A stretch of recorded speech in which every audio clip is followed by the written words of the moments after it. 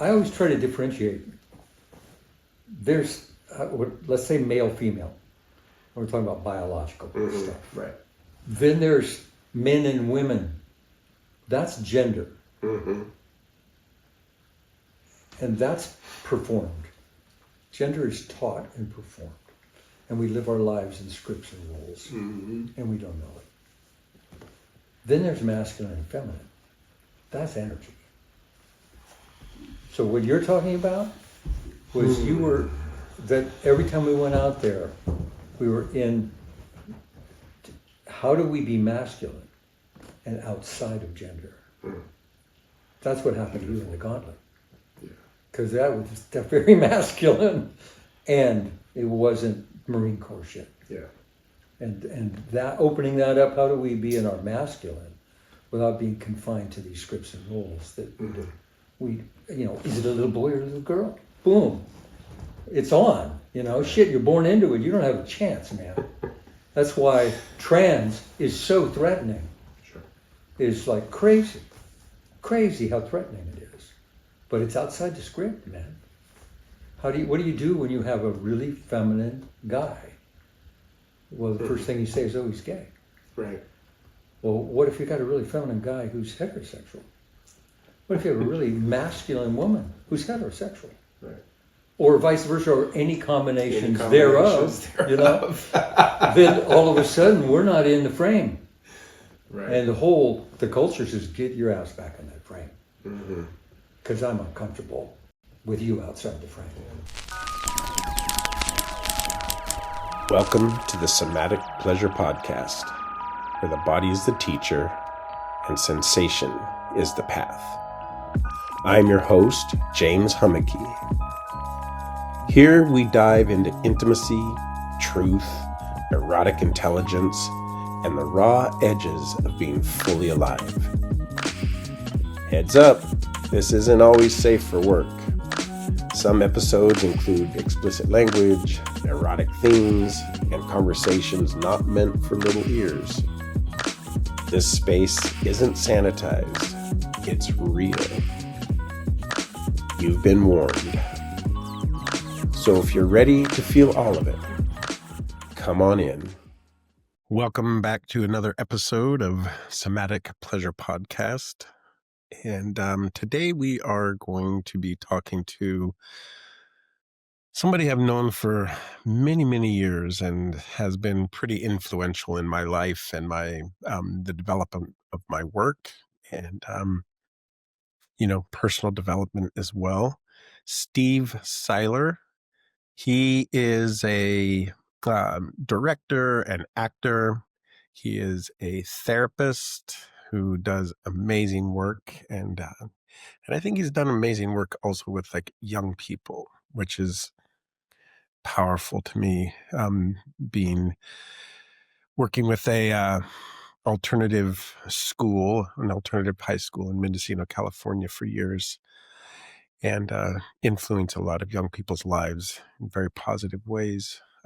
I met Steve at a men's retreat, and he was leading, when I met him, he was in like the second year of this 4-year cycle with lover, warrior, king, magician. That's what it is. And incredibly powerful work that there were 100 men at these gatherings and doing ritual and workshops. And I learned a lot about being a man and learning how to connect with other men and to understand the power of men's work. So this is a very philosophical conversation and gets fairly deep and just a real pleasure to sit with this man for this amount of time. It was a real honor, and I hope you enjoy it as much as I enjoyed making it. Steve. James. Here we are finally after a little bit of time getting this set up. It's really good to see you. It's been a long time since I've Actually, that's really true. gotten to sit down with you. Yeah. Yeah. And right in this room, I've gotten to have the opportunity to really sit with you through some deep conversations and really difficult times in my life. And you've always been a really good guide in that, and I've always appreciated your presence. So Thank you. I'm really honored that you're going to be here, that you're here today and doing this with me. Well, like I was saying earlier, it's not going to be surface chit chat. You tend to cut to the chase, and I like that. Yeah. Well, let's just cut right to the chase. The first time I met you was when I had been up here on the coast not very long, and I started hearing about this men's circle and men's work and the men's retreats. Mm-hmm. And I found out about that a little bit late because you had started a four-year retreat cycle on the lover, magician, king, and warrior cycle. Yeah. And I know I got in on the last two, which was the warrior and the king, and they were really powerful for me. Like, they really changed my perception of men. I remember talking to one of the men there and having a deep conversation and telling him, I don't trust men. Like, I don't trust them at all. That was from my upbringing. So I'm just really in a deep appreciation of that period of time and the depth that you brought to that. And so I'd like to talk to you a little bit about, well, what inspired you to do that 4-year cycle and what maybe you got out of it. A lot. But that was at least 12 years in. Mm-hmm. We had done at least 12 retreats before those particular topics. Mm-hmm. We had done earth, air, fire, water 4 years in a row. Mm-hmm. And what the elemental energies were about in terms of the masculine. We had done, oh my God, a whole bunch of different things. And it just kept evolving, And it's always interesting when you go to something like that, who's going to show up and what's going to happen. Because if you can create the depth of a container for people and the trust for people to open enough for soul to emerge, mm-hmm. Shit's going to happen. And that will take you to wherever it takes you. And it always stayed safe. It was a remarkable, I think over 500 men over the 17 years I did it participated. Wow. And there was sort of I guess I would call it a core group that was sort of did a lot of them. And mm-hmm. then there were the people who did one or two or just one, it always changed. Had a different flavor every time. But that core group was big. Big, influential mm-hmm. in the planning and in the actual doing of it. A lot of the workshops that were part of that, right. That was just guys from volunteering that, I want to get into that. Yeah, I remember that. There were some very powerful workshops. Some very powerful workshops, yeah. But back to your question about king, warrior, magician, and lover, that the kind of framework, the foundation of the whole retreat approach had to do with mythology, or let's just call it stories. It didn't have to be myths, but stories. Ancient, mostly, stories about men. Mm-hmm. And poetry and ritual. That those were the elements I was trying to combine. And part of it was to take it to the woodlands, because Mendocino Woodlands has its own magic. Yeah, it does. Yeah, it does. Yeah, it really does. and things were going to happen simply because we were there. And I just trusted that those gods were going to look upon us. You know? Anyway, what kept emerging in the course of all those years was archetypal energies. Conversations would always end up, I mean, as I was thinking about what are we talking about and what's, there were archetypal energies we were talking about in whatever forms they took. And I had read this book, King, Warrior, Magician, Lover, which I thought was just profound work.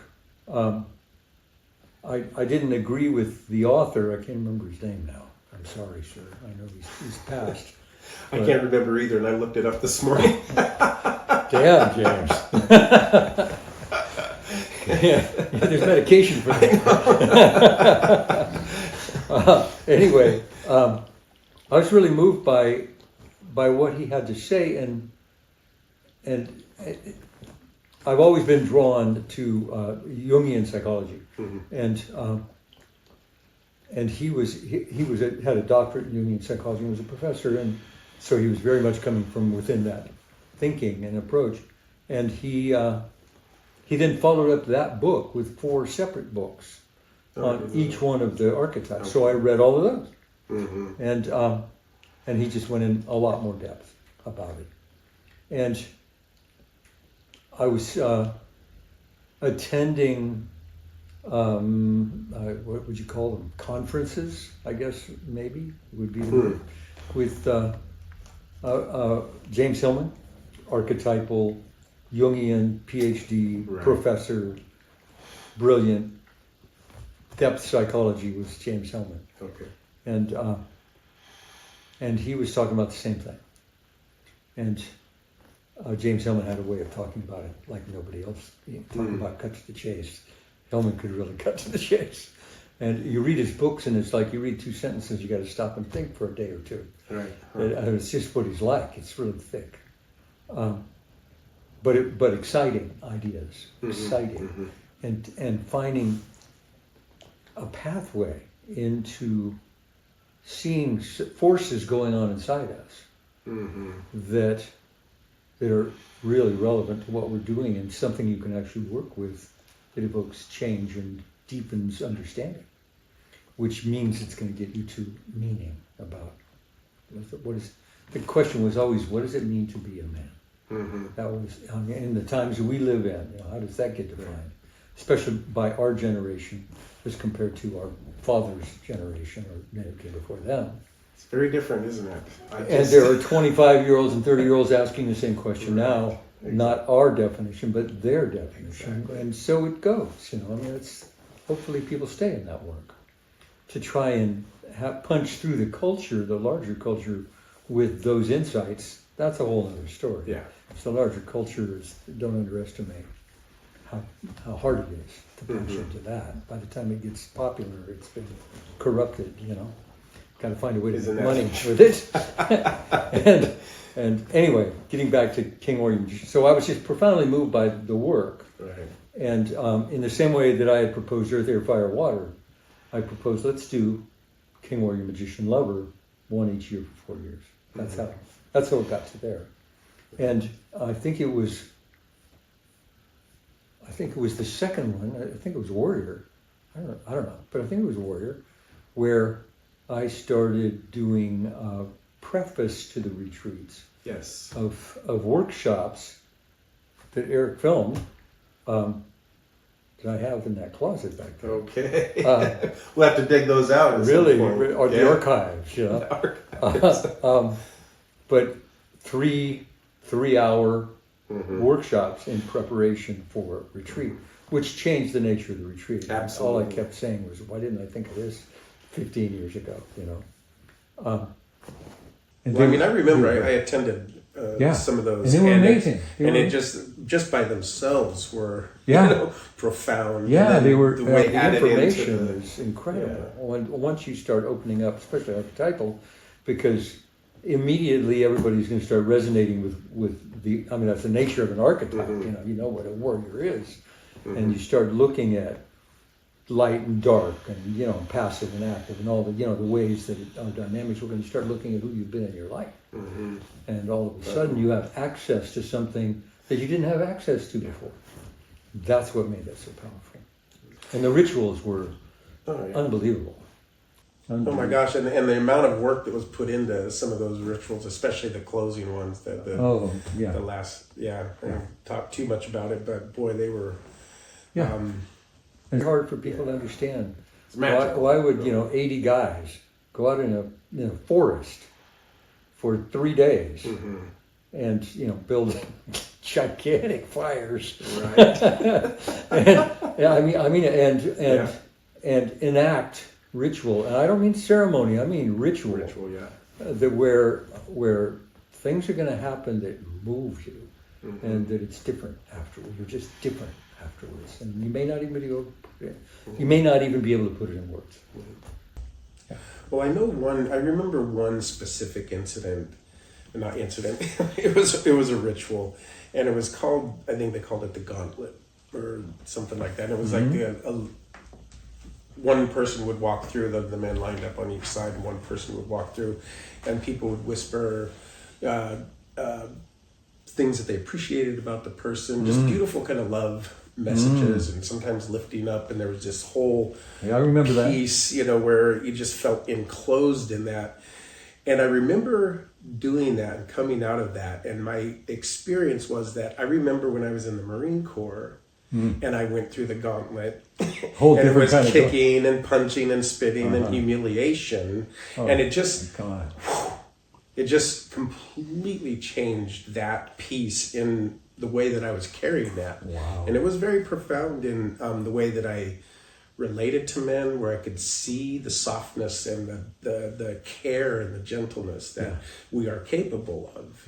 Not when we get out of that conditioning of what we're supposed to do. Well, no, we never do that. How you doing, buddy? That kind of stuff. And that's, I always try to differentiate. There's, let's say male, female. We're talking about biological stuff. Right. Let's talk about testosterone, prostates, Then there's men and women. That's gender. And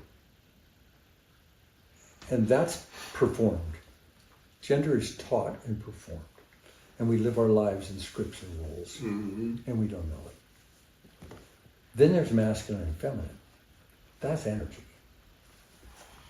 So what you're talking about was that every time we went out there, we were in, how do we be masculine and outside of gender? That's what happened to you in the gauntlet. Because that was just very masculine, and it wasn't Marine Corps shit. Yeah. And that, opening that up, how do we be in our masculine without being confined to these scripts and rules that we, is it a little boy or a little girl? Boom. It's on, shit, you're born into it. You don't have a chance, man. That's why trans is so threatening. Sure. It's like crazy how threatening it is. But it's outside the script, man. What do you do when you have a really feminine guy? Well, the first thing you say is, oh, he's gay. Right. Well, what if you got a really feminine guy who's heterosexual? What if you have a really masculine woman who's heterosexual? Right. Or vice versa, or any combinations thereof. Then all of a sudden we're not in the frame. Right. And the culture says, get your ass back in that frame. Because I'm uncomfortable with you outside the frame. Covert the way it God. happens. It's look. not somebody going you have to do this. Somebody come there are the physical and in your face, being accosted, but a lot of it is just this unspoken, and that's the hardest part. It feels like to me is not really being able to define why. That's right. It is. Why. That's right. It is. But it is very is. threatening, and we can't have that. Period. We can't have that. And that's the thing that's so ironic. It already happened, man. It's like they're trying to get the genie back in the bottle. So sorry, it already happened. Yeah. There's a lot of trying to get the genie back in the bottle on a lot of levels, to be real honest. Yeah, that's just... Well, change is very threatening. Very threatening. So I want to go back a little bit to the design of the retreat and what you said, coming into that place where doing the pre-retreat work. And because I know I've been to a lot of different kinds of retreats, and you just kind of go in there cold. And then, there's got to be a certain amount of time just kind of getting used to it. And it seems to me that, and maybe I'm just leading the question here a little bit, but, that pre-work gets people the language, gets people kind of on the same page. Yeah, absolutely. And in this case, because people were able to meet in person, actually already developing those dynamics and connections. And I'm just... How would you see developing a retreat now, especially when so much is online and people might be coming from I wouldn't do other it areas? I just wouldn't. There are real limits to screens. You can't get there without what's happening right now. The pre-retreat time. If we were doing this on 2 screens right now, we wouldn't be doing what we're doing. It's different. So yes, if I were doing it again, and I've thought about doing couples retreats. Oh, yeah. The problem these days is everything is so expensive that you are eliminating 90% of the people because they simply can't afford it. Right. I mean, the Woodlands back when we were doing it, oh my God, what was it? Maybe a few $100s. Today's $5,000 a day. Oh, wow. And boom, you're out. Who's going to pay $3,000 to come to the men's retreat for the weekend? Right. Because that's what the food and the rent and that's what it cost. Right. Just to cover the cost. And back then it was like, guys were coming, there were scholarships, it cost $100 a guy. I mean, that's for 5 or 6 meals. No, I remember. And the whole weekend, and guys who didn't have $100, somebody front it. It was like, the whole idea is inclusion. Right. Don't let the money get in the way. And today we don't have that option. So that part's hard. Yeah. So anyway, getting back to your question, money aside, I definitely want to do pre-retreat workshops, whatever you want to call them, but here's what we're talking about, and here's where we're going, and here are the ideas we're working with, and here's how you can prepare yourself. Because we're not going out there to hang. We're going out there with intention to do some deep work. Beautiful. And if you're not wanting to do that, you're at the wrong retreat. Yes, you are at the wrong retreat if you're. I always had trouble with that. It was one of the hardest things for me was the people who were there. I remember one guy standing up on the first night and saying, "Hey, I'm just here for the schmooze," and like everything in me came up with. What? What? I've been working for months. There's the issue right there. Yeah. So and at the end, he said, "I had a really good time. Thanks, you guys. It was really good to meet a few new guys." And like that was the level at which he was interacting. And I had to keep coming back to myself of everybody's doing what they need to be doing. Right. Get out of their way, Steve. You don't get to run this. That's really that is a really valuable piece right there, is just to get out of the way. I know that in my own work, I would prefer people coming in and wanting to drop in deep and really do the work. And I've expended a lot of energy trying to get people to do that, you know what I mean? Yeah, good luck. In various ways, right? But just stepping back and either they'll show up, and sometimes what I've noticed is that over time, all of a sudden, there's this shift, and they go, whoa, And then sometimes they come once or twice and they're gone, I mean, that's the way it is. It's the same in psychotherapy. I see a lot of men. I see a lot of couples, mostly couples. And it's rare these days to find that rigid old school thing. I'm seeing guys who, if you can find a way to language, that they can get it. And that's not always easy. They're there. They're there. They can get out of the gender confines and get into, what are you doing with this partner, or why are you working with this wound, or whatever's going on in their therapy. They can go there. Whereas our fathers, the idea of therapy. My dad's rolling over in his grave, knowing his son's a therapist and has an earring in his, is like, oh, where did I go wrong? There's one of those, right there. one of them liberal hippies up there. Yeah, well, I did not grow up in a liberal home. No, Yeah. Well, that kind of brings me to this other place, because I actually have done sessions with you, and they were really powerful. And one of the places we did talk about was our fathers. And, you brought your father in. Mine's right there. Yeah. And mine is still living. And there seems that there were some similarities.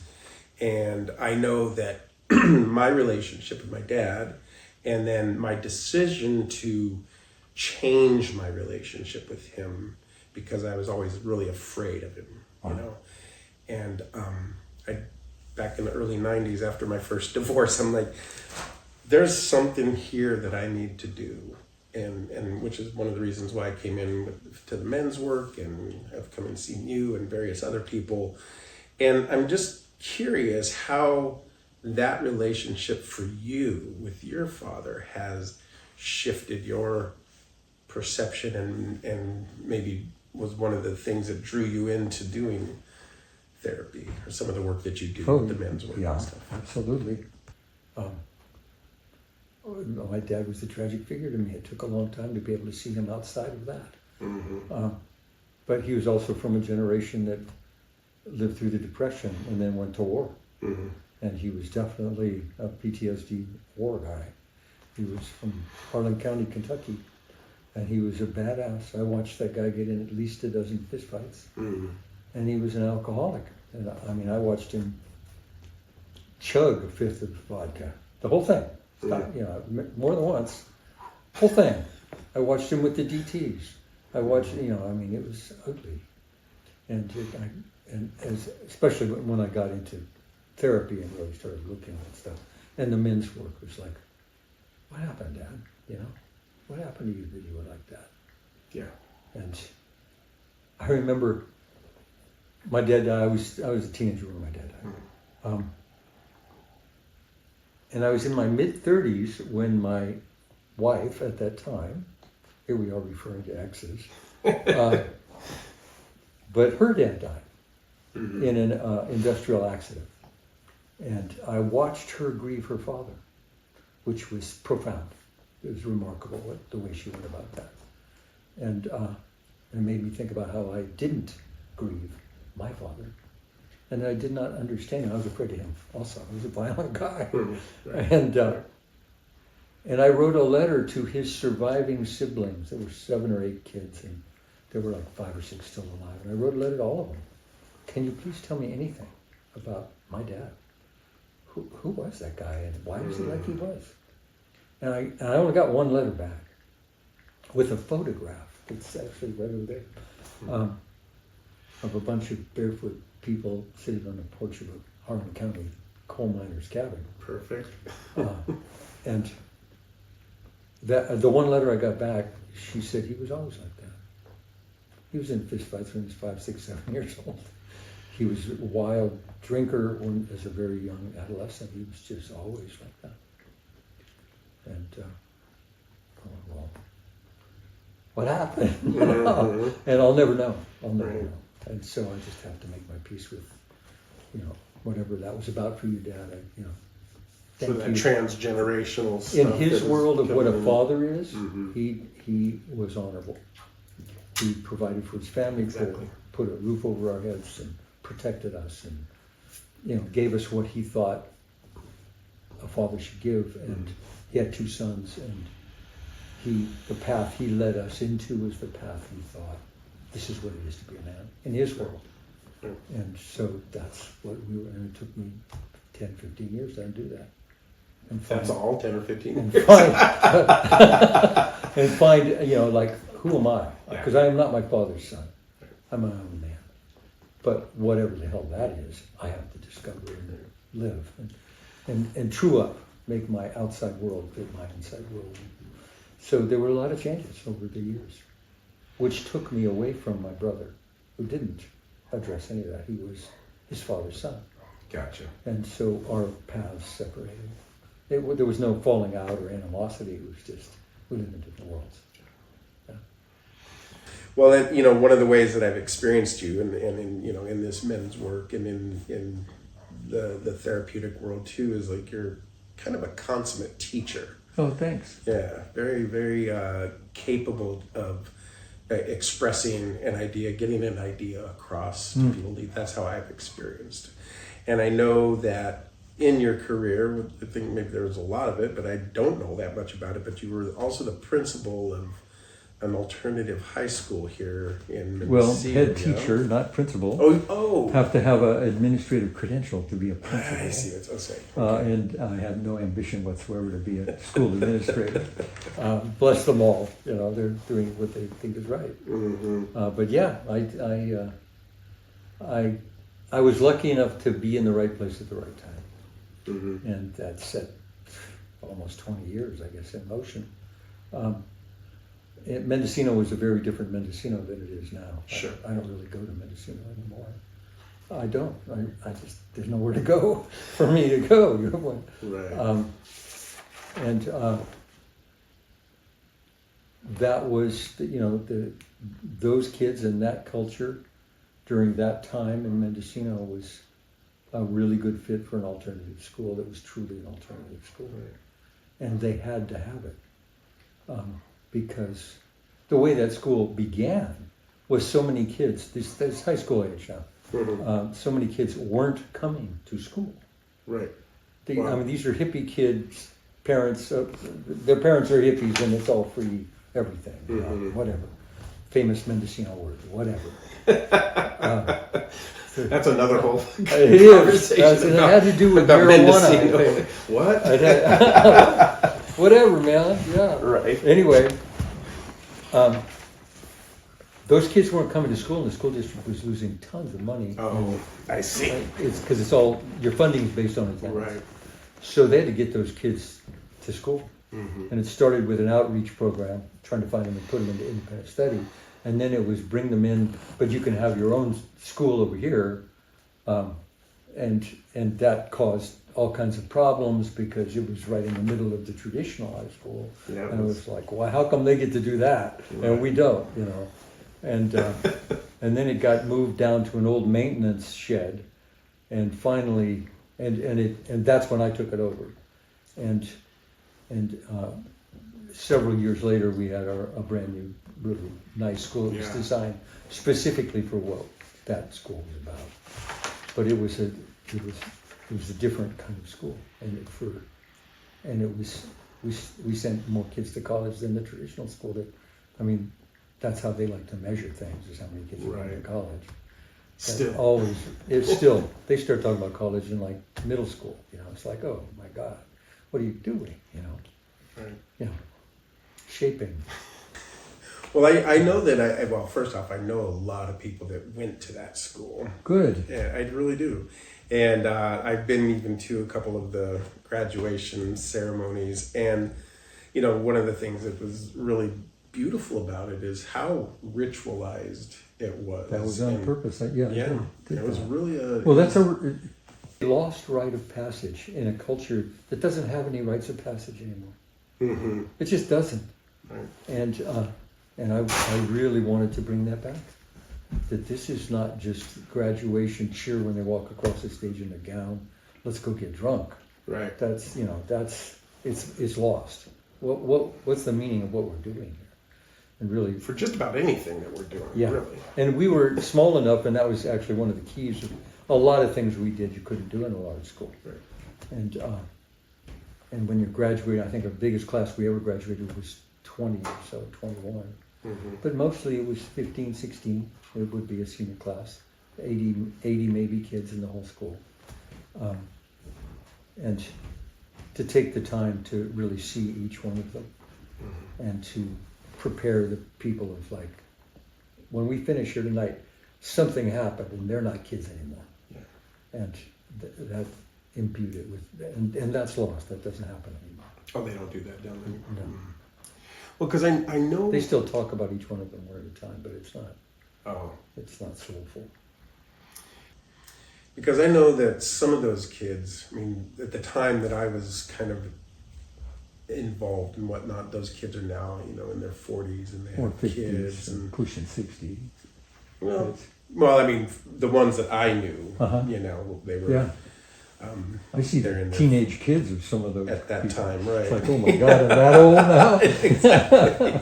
But the ones that I know, the ones that I had connections with, their parents and that kind of a thing.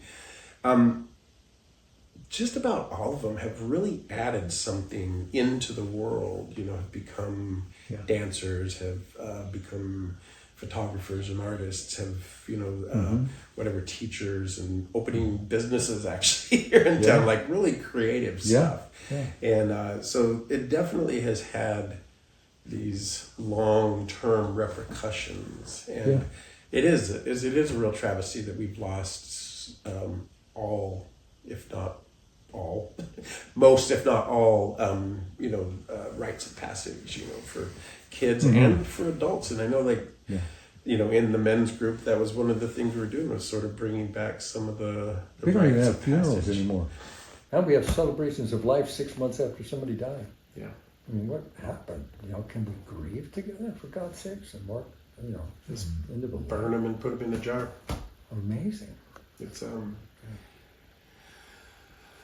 yeah, that's a big one. Yeah. the grieving process. Yeah. That was the whole idea of gathering, was to share your grief. Right. We all have a collective loss here. Let's not pretend we don't. Let's wait 6 months and put on a smile. And can I get you a glass of wine? Mm-hmm. Yes, Jesus God, no, no. Let me tell a funny story about the person who died. Right. It's like, I can't tell you how sad I am. The part of me that's missing. Can't talk about that. Well, that also comes to another question, and actually this is just kind of coming through because of the grieving part and the men's work. Do you feel like there's a different way that men and women grieve? Or is there a different way that the masculine and the feminine... Thank you. I was about to say, I don't know, are we talking about gender or are we talking about energy? I know, I learned that lesson. If we're talking about gender, yeah. Men are going to stand there and be stoic and drink whiskey, and women are going to hold each other and, feel it. Mm. Yeah, that's gender. It's a very estrogen dominant thing. And men are all, straight-faced. Which is mostly cultural, though, right? Totally. And gendered. If in terms of masculine, feminine, balance in somebody. If you're going to be a whole person, then you got to get outside of gender. So you can feel your feminine and you can feel your masculine, they're both access to you. So then it gets to, who was that person to you? And how does this affect your life? And what do you see about their life? And where especially is your philosophy leaning about the big wheel that turns? We're all, what's the Buddhist word? Impermanence. Mm-hmm. It's nothing's going to last. It all is a passing show. And that's a big one to take in. And when you sit with that, some feelings might come up. What? Yeah. It's like, oh, really? Yeah. All of it? Yeah. Fort Bragg is going to go away at some point. Right. Yeah. I love these civilizations that the archaeologists are unearthing that I read about sometimes. Like 20 feet under the desert floor, they just found a whole city or something, and they're excavating. And it's like, wow, impermanence. That was a civilization. Hey there. I am so glad you're here, and I hope you're enjoying the show. And if you are, be sure and hit that like button and subscribe to the channel. You know the drill, and it really helps us out. And if something hits home or you have a question, please leave a comment. I look forward to the interactions, and I read them all. Thank you so much. And now, on with the show. Whole civilizations. Gone. Yeah. Gone. And, where we're sitting right now, we're looking at civilization, if not, well, it's in decline in many ways. Yeah. Things wait 2,000 really years and we'll call it ruins. Yeah. They'll be the ruins. Let's go see the ruins. It's a tourist attraction. Well, and then we fight really hard for this thing that isn't going to last. It just gets so insane. I think it's and it's important. It's important to be here. And there's nothing wrong with attachment. For me, there's nothing wrong with attachment, and there's nothing wrong with detachment. You just got to kind of know where you are. But I keep track every year of people I know who die. And then on winter solstice, I, with a whole bunch of other people, including that guy, do a ritual to remember them, like they mattered to me. And that's important to me to do that. And just outside the door, as you walk down the path, there's a funny little tree, a manzanita tree with a bunch of feathers hanging. That's called the prayer tree. And that is prayer to all the people we know who have passed. And we live with that, because death is part of life.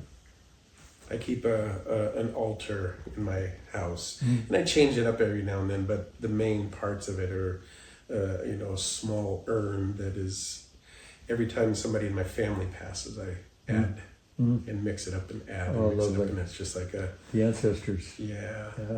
That's beautiful. Fortunately, like in my case, I know that, I've had 3 brothers die in the last 5 years or so, like that, and it's, it was an interesting, that place that you were talking about, do we get to grieve? And then how do I do that, when I'm in presence with people that are obviously very uncomfortable with feelings and emotions and outbursts or whatever it is, whatever. And then where it seems okay to do that. Yeah. So it's been a good process for me to really it's a big deal to lose 3 brothers. My God, I didn't know how big of a deal it was. That's the other thing about it, is because it's not part of our culture to stop and honor that piece, and you just kind of go on. And the weight of it doesn't seem to fall on people.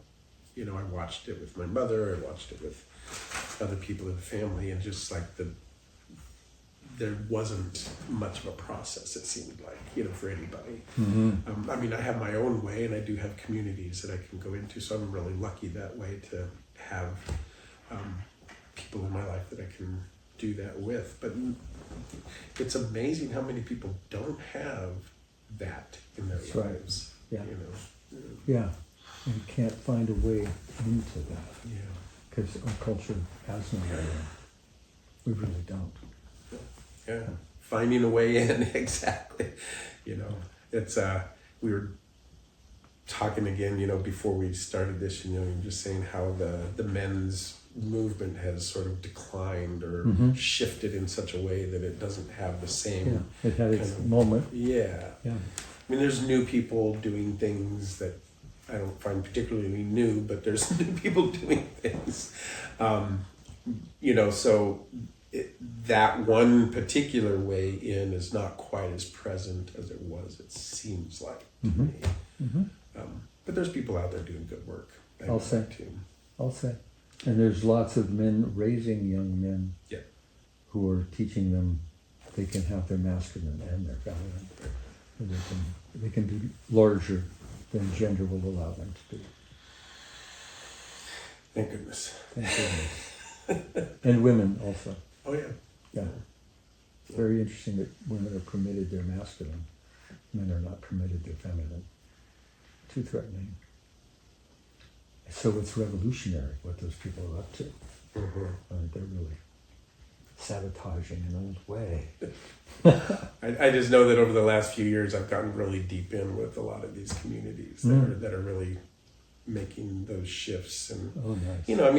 it's just like with any other movement, right? You have the people that hold a principle and hold a line, and they're scaffolded well, and they, then you have all the outliers too that, it's like, well, are you doing something good for humanity, or are you just, an ego-bound person that's trying on a different costume?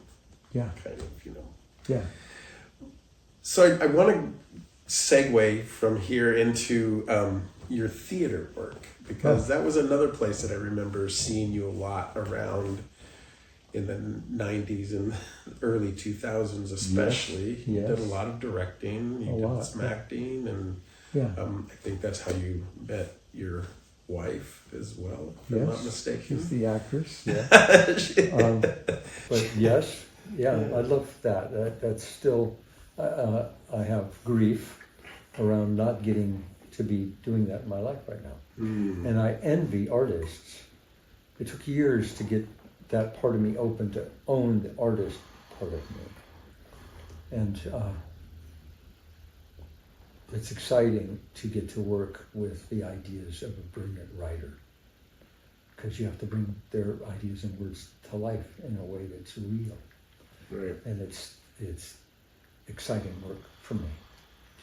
I envy artists who can just go out in their studio and paint, or take their camera out of the field and shoot, or whatever they do, they can just go do their art.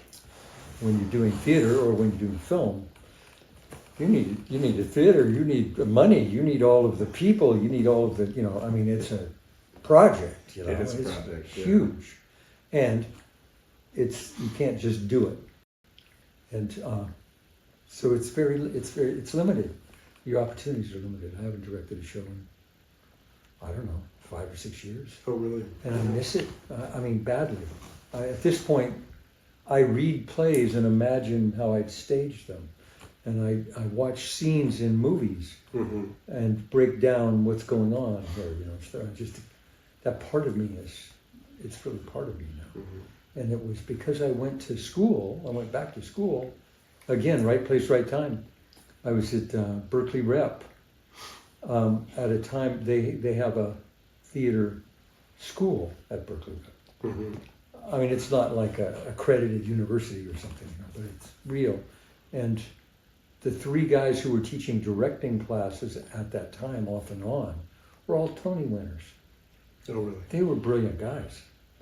And I took every class they offered for 3 years. Everything, And I was the guy who was staying after class going, "You said this, what was that about?" And when you're working at that level, you're directing scenes and then they get critiqued. And nobody's holding your hand being kind. They're really, why'd you do that? You missed this. That doesn't work. And if you get your ego out of the way and you just take the teaching. And part of what happened was every one of those guys was an artist. And they were working with artists of all kinds, the designers as well as the actors, musicians, choreographers, artists. And they were committed. This was their careers. They were committed to their art. And they weren't messing around. Right. And it was so exciting. I was jacked. And I'd drive home from Berkeley leaving at 10 o'clock at night, coming back home because I had to go to work the next morning. I was just absolutely stealing time to take these classes. And God, I loved it. And it really, really improved my work. That I was approaching scripts in a very different way. And I was imagining staging and scenery and all of the elements, in a different way, and working with actors in a different way. Especially if you have a trained actor who actually knows what they're doing, Then, you have a language, and you have an understanding of what we're going for, and that's crucial. If you don't have that, you have to stop and go, well, shit. You almost have to train them. Exactly. How do we, do you understand what's happening in this scene? Why is this scene in the play? But anyway, I love theater. I would be glad to direct a couple shows a year for the rest of my life if they were the right shows. I'm very picky about this. They have to be something that. My litmus test always is if I'm reading a play, if I can see the scene in my mind, I could direct this. Okay. If I'm not seeing it, I'm not the right guy. Gotcha. That's not my play. But I tend to like dramas as compared to farce. I don't want to direct a farce. Entertainments are not my vein of gold. Yeah, well, you're dramas. kind of deep, Steve. Exactly. The shrink part of me shows up, Yeah. It's Well, and what you said too is it took you however long it took you to be able to actually open yourself up to be able to do that. And that process, what was that process like was it I don't know, was it fear? Was it just shut down repression? Was it? No, just not ever having it presented to me in that way. I knew it when I saw it. I had never seen it. Never seen what? Art. Oh, I see. I mean, the art of theater, of here's an idea on a page. How do you get to think of any moment in any film you've ever saw that absolutely moved you? That was not an accident.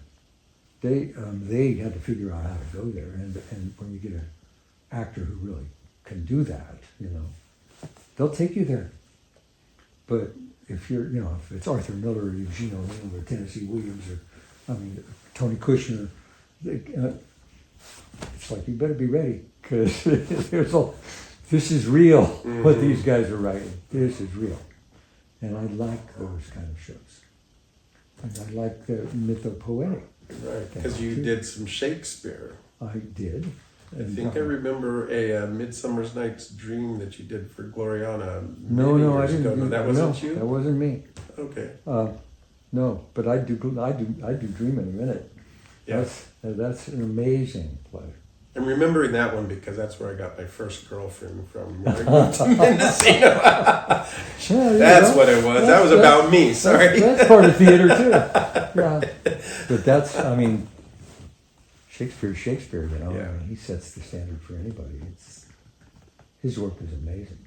Well, these real, like you said, mythopoetic portrayals of life, that are very archetypal and things that once you watch and sit and let yourself be immersed in it, that, I don't know about everybody else, but I know that I can begin to recognize myself in that piece. That's the whole point. Yeah. Yeah. With the great writers, they're writing about what it is to be. Yeah. And you have to have good direction and good actors to really. Sure do. That's the art that you're talking about. Yeah. The sets, lights, and costumes might help too. Sure. But it's It's you don't just need good thing. CGI and a lot of there's that fighting and green screens. Yeah. Green screens. Yeah. Well,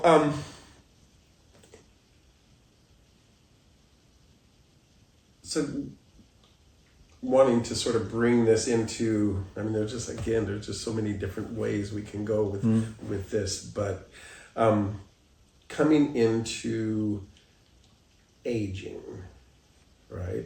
So a lot of the people that I'm interviewing right now just know that I'm also reaching these stages, are folks that have been doing their work for many, many decades generally. Actually, is in 3, 4, 5 decades have been doing their work.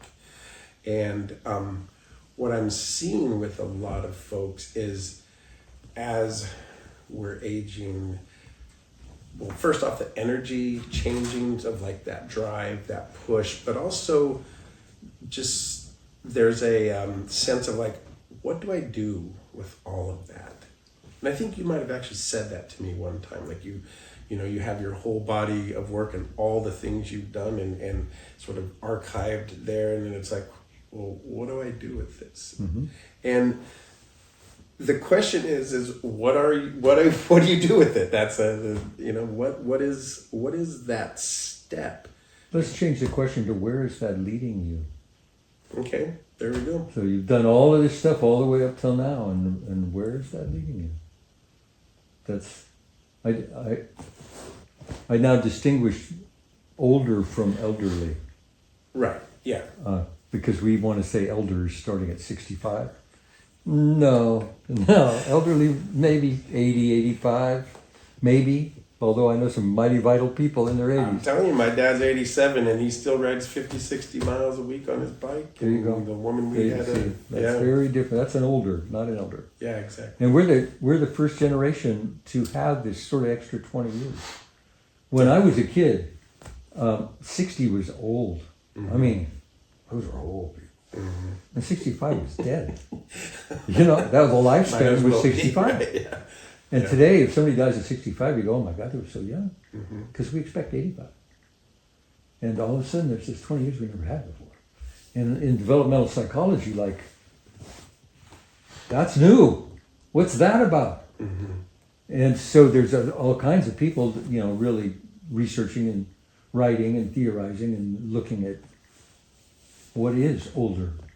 And retirement's part of that, but there's a whole bunch of stuff that it's okay, most of my life is behind me. I have a limited amount of time left. What did I do with the time I had? What did it mean? Because the more I can identify that and find a language for that, the more I can get who I am. Like, oh, that's what it's been about. And then you get in the question of and I would call that process a life review. But then you get in the question of, what do I want to do with the time I have left? What is this about for me? And I don't mean bucket lists, and you know, I don't mean that. I mean meaning, I mean depth of what do I need to do to finish? Back to temporary. We're all temporary, but okay, this was my time, and you know, I can get into that big, what do you call it, macro thing of I'm just a drop in the ocean and significant stuff, or I can get in a micro. You know, everything comes through me. I don't care how you want to look at it, but you know, this is temporary, Right. And we came from the mystery, and we're going to the mystery, and so the question became, what did I do with, you know, how present was I in the time I had, and what do I want to do now? And it's a hell of a question. It is, yeah. Because the answer is not play golf. Although that is, For the some culture people, is going to tell you that's what you do. Well, and I notice there's a difference between somebody who has basically worked a 40-hour work week, you know, in whatever job they were doing, and somebody that has, you know, like yourself, has created things, has done, you know, depth work with people and with yourself, and had these deep ambitions that weren't about success per se, you know what I mean? They were about gaining an understanding of life and meaning. And these are the folks. And that's just me. That's what I'm drawn to. You know, just like you work with body stuff, and that's your path. Been your path for, my God, a long time. And it really is. It's the medium you work in, is body. And I get that. It's the part of our challenge is to find our path. Yeah, it's like following the wrong God home. It's by poetry. Stafford has a poem that has a line, following the wrong God home. And all of I'm going to have to look that one up because that sounds powerful. It's quite remarkable, but Stafford has lots of remarkable. There's a lot of poetry out there that's like, wait a minute, I got to think about that. Right. Yeah. I love that kind of poetry. Yeah. Like you said, you know, you read a stanza or a paragraph, and then you have to like sit with that for a bit. Yeah. But coming back around to this question, so where is your work taking you, or where is what you've done taking you now? Well, again, I have grief about art because I'm not finished as an artist, but having the opportunity to do my art that's I don't have control over that. So that's problematic for me. So there's that. But my work, I still am very busy and still work very full time, and it's very fulfilling for me. And I really know this is my path, and the meaning I get out of that, and what I learn about me by working with other people, and stuff that comes up that I go spend a day or two, you know, being in it. And I really believe in the question is far more powerful than the answer. That if I try to stay in the question, because stuff comes to me, if I'm in the, just stay in the question, you know. I had a couple yesterday they're really healthy people, and they're a great marriage, and they're doing great. And they're 40-ish with 2 young kids and 2 full-time jobs. You can imagine what. And that's pretty normal. Pretty normal these days. And she was the squeaky wheel. She, God bless her. I'm feeling that we're losing us to our life. And she didn't have a way to speak to that. That's why they came. And God bless him, he didn't have any idea why they came. But she wanted to come, so he came. That's very different than our fathers. Mm-hmm. No fucking way you're getting me in a therapist's office. You know? You're crazy and hysterical, I think. and it took half the session to find the words for her. Mm-hmm. And the tears came, and we're not getting our time anymore. Mm-hmm. And I there's no fault here.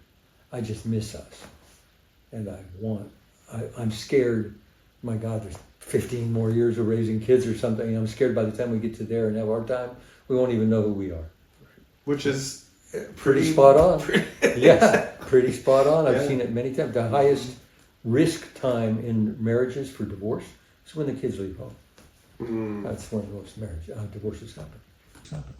It's really interesting because I had a couple come to me for almost exactly the same thing, and I hear it all the time. Yeah, actually. Yeah. Just like, well, you got to keep it alive. Yeah, and then how do you do that? With 2 kids, full-time jobs, that's everything about just life, that you got to take care of. Because the guy kept going, but I'm in the shop doing this and that, and she goes, I know, and you have to, and I know. That's not. I have no fault with any of it. I'm just telling you, we used to have a way of being together that we're not getting the time for anymore. Mm-hmm. And he heard her, and it was just about understanding each other. How that will shift in their marriage, I don't know. Whether they'll call me back, I don't know. But that's what she came to talk about. And then I walked out. I'm a lucky guy. My kids are grown. Mm-hmm. It's just me and Elena. We have all the, when I get off work on weekends or evenings, we have all the time in the world to do whatever we want, however we want. And that's back to what am I doing with the rest of my life? A big part of what I'm doing is my relationship. Yeah, it's beautiful. And it is beautiful. I'm just lucky. I've really found someone who's a good fit for me. And she really is. Actually. She really I've is. seen you guys. Yeah, no, she you really guys is. are really like. Yeah, and we're really beautiful. different, mm-hmm. and we're a really good fit. Mm-hmm. And so I keep exploring how can we go deeper. And man, she answers. She'll beat me to the top of the mountain. It's like we're sleeping in a hotel tonight, but let's go. Right, yeah. And so that's part of what I'm doing with my life is really finding how deep can I go in a relationship, how close can you be without losing yourself, But the energetic part of what relationship is about, and my natural tendency is to go deep rather than up. Right. I'm not. Spirit is spirit and beautiful, but I'm more a soul guy. Right. So I'm always looking for depth, and. And she'll meet me there every time. She said, what took you so long, Yeah, right. I've been away, Steve. I'm trying. Yeah, hey. So that's a big part of my life, is her. Beautiful. And savoring, I think I would say also. Thank you for bringing that word in. That is such a beautiful word. It is. To savor. Who was it? E.B. White had a line about, I can't, when I wake up in the morning, I can't decide whether I want to save or savor the world, And then something going on about, but savoring gives meaning to the saving part. Not saving, but, that work we do in the world. Yeah. Having that relational foundation, the depth, the connection to the earth and to the ritual and to, that archetypal energy that we all carry. Yeah, it's really. I'll say.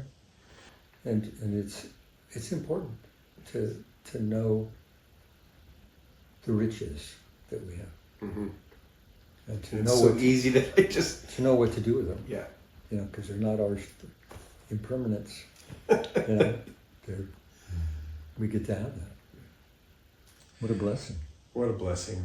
Yeah, I mean, just looking outside and the flowers, and it doesn't take much to go like, wow, this is a freaking miracle. Yeah. And it's hard as hell sometimes and really painful. And you got to be with that one too. Mm-hmm. Yeah. What goes up must come down. Yeah. Well, Steve, I tell you, I'm looking forward to whatever you bring in to the world, or whatever you're bringing into the world again, whether it's...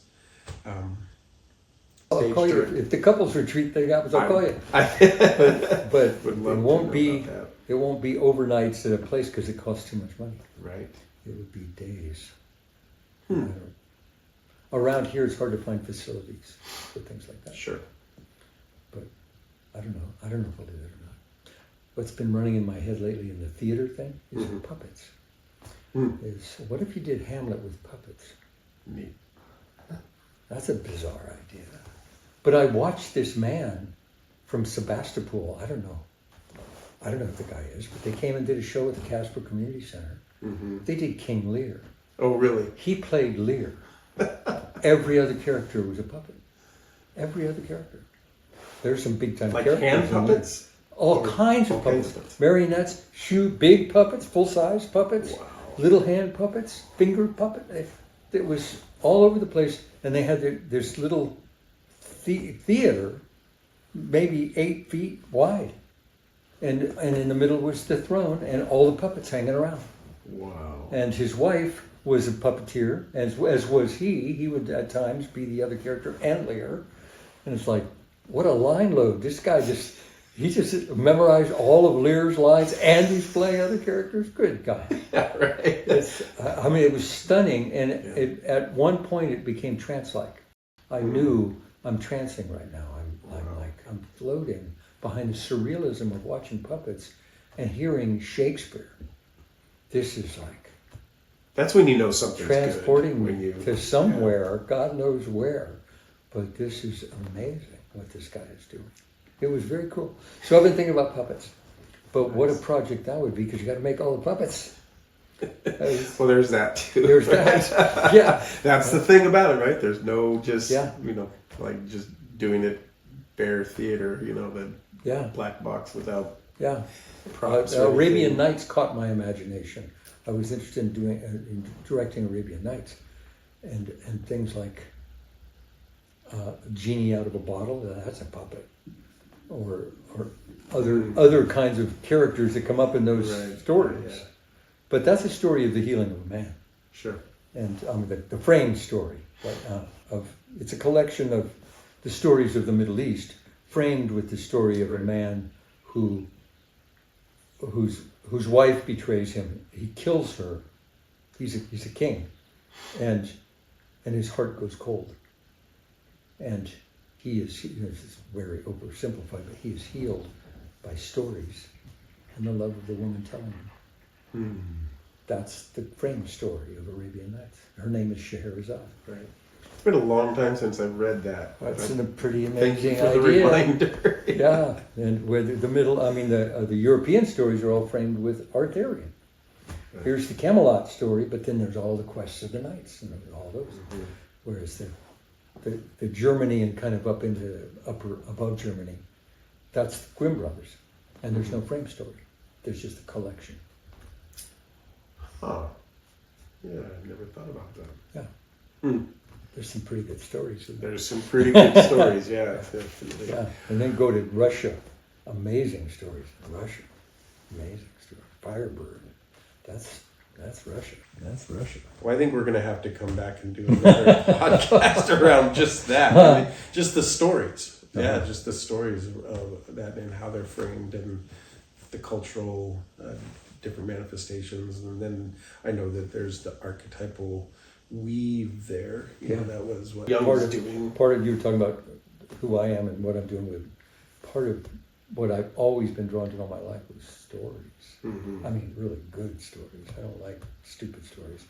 I have a book on the desk over there, The 7 Basic Plots. It's 700 pages long. Yeah. And it's talking about These are the stories. There's 7 stories, but they're told in a million different ways. Wasn't it Vonnegut that wrote something like that too? Didn't he put out I'm pretty sure he did. There was What a brilliant guy. Yeah. What a brilliant way guy. stories. It's something similar to that. I'll have to look that back up again. Well, I'll tell you, Steve, is there anything that you want to add in here before we start bringing this to a close? Appreciate the conversation and what you're doing. I hope your podcast thing turns into reaching a lot of people, because you're talking about it's beautiful real stuff. Good. Thank you. Thank you for agreeing to sit down with me in You this. bet. And maybe we will do another one down the road. Who knows? Around stories. I think that would be a really great one. All right, Steve. Well, thank you again, and we will see you around town for sure. Good. Thanks. It was a pleasure being asked. Thanks. Yeah. Thank you for once again tuning in to the Somatic Pleasure Podcast.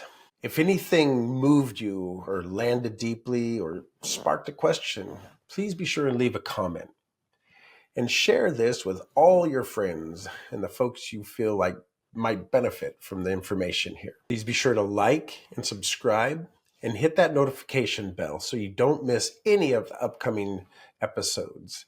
Every Friday, 10:30 a.m. Pacific Standard Time, and be sure to join the live Q&A afterwards. And if you want to keep this conversation going, please join us inside Pan's Sanctuary, a private community for seekers of truth, lovers of embodiment, and somatic mischief makers. Hope to see you there. Have a great day.